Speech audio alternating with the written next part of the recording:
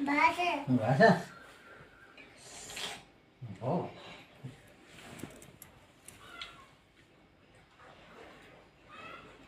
तिखट लागलंय नाही बाय बाय मग भाकरी सांगत लावून खा की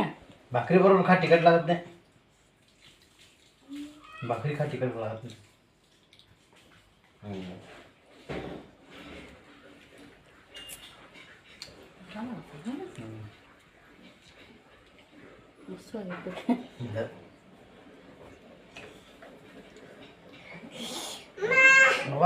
हाय की